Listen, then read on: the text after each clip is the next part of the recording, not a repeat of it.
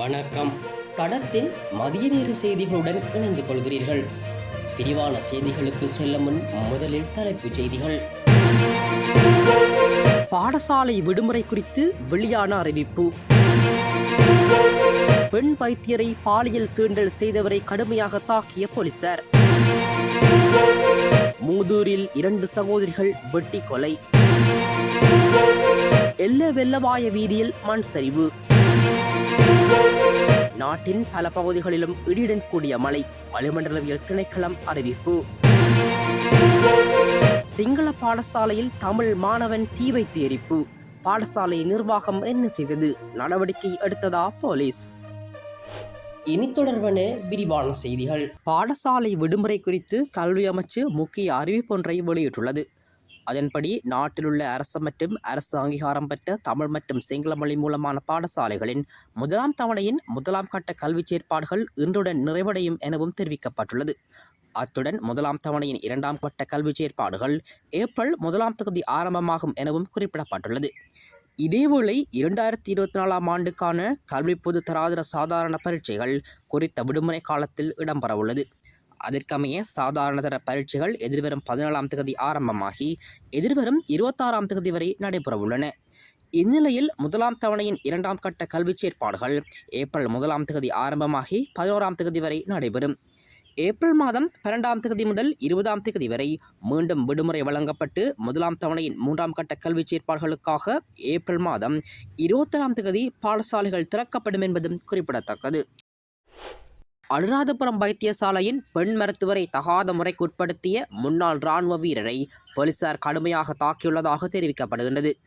பெண் மருத்துவரை தகாத முறைக்கு உட்படுத்திய சந்தேகத்தின் பேரில் கைது செய்யப்பட்ட முன்னாள் படைவீரர் இந்த விடயத்தை நீதிமன்றில் தெரிவித்துள்ளார். போலீசார் தம்மை கடுமையாக தாக்கியதாக அவர் நீதிமன்றில் குறிப்பிட்டுள்ளார். குறித்த சந்தேக நபரை போலீசார் நீதிமன்றத்தை முன்னிலைப்படுத்தியிருந்தனர்.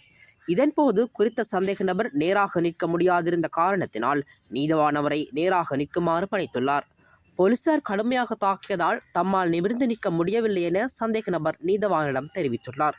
சந்தேக நபரை அனுராதபுரம் போதனா வைத்தியசாலையின் சட்ட வைத்திய அதிகாரியிடம் முன்னிலைப்படுத்தி அறிக்கையை சமர்ப்பிக்குமாறு நீதவான் போலீசாருக்கு உத்தரவிட்டுள்ளார்.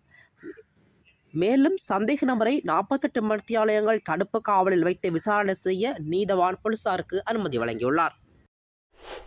மேல் சப்ரகமுவ மற்றும் தெற்கு மாகாணங்களில் மாலை அல்லது இரவு நேரங்களில் சில இடங்களில் இன்று மழை அல்லது இடியுடன் கூடிய மழை பெய்யக்கூடும் என வளிமண்டலவியல் திணைக்களம் எதிர்வு கூறியுள்ளது. இது தொடர்பில் குறித்த திணைக்களத்தால் இன்றைய தினம் வெளியிடப்பட்டுள்ள ஊடக அறிக்கையில் மேலும் குறிப்பிடப்பட்டுள்ளதாவது: மத்திய வடமேல் மற்றும் ஊவா மாகாணங்களிலும் இன்று மாலை அல்லது இரவு நேரங்களில் சில இடங்களில் மழை அல்லது இடியுடன் கூடிய மழை பெய்யக்கூடும். மேல் மற்றும் சப்ரகமுவ மாகாணங்களிலும் காலி மற்றும் மாத்தறை மாவட்டங்களிலும் சில இடங்களில் சுமார் 50 மில்லிமீட்டருக்கும் அதிகளவான ஓரளவு பலத்த மழை பெய்யக்கூடும். அதேவேளை மேல் சப்ரகமுவ மத்திய மற்றும் ஊவா மாகாணங்களிலும் காலி மற்றும் மாத்தறை மாவட்டங்களிலும் சில இடங்களில் காலை வேளையில் பனிமூட்டமான நிலை காணப்படும் என எதிர்பார்க்கப்படுகின்றது. இடியுடன் கூடிய மழை பெய்யும் வேளைகளில் அப்பிரதேசங்களில் தற்காலிகமாக பலத்த காற்றும் வீசக்கூடும். மின்னல் தாக்கங்களினால் ஏற்படக்கூடிய பாதிப்புகளை குறைத்துக் கொள்ள தேவையான முன்னெச்சரிக்கை நடவடிக்கைகளை எடுத்துக்கொள்ளுமாறு பொதுமக்கள் அறிவுறுத்தப்படுகின்றார்கள்.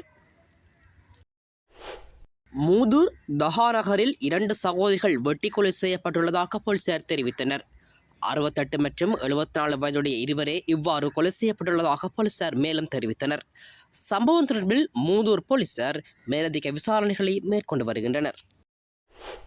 சீரற்ற வானிலை காரணமாக எல்ல வெள்ளவாய வீதியின் 12வது கிலோமீட்டர் கம்பத்திற்கு அருகிலுள்ள பகுதியில் வீதி தடைப்பட்டுள்ளதாக போலீசார் சாரதிகளுக்கு அறிவித்துள்ளனர்.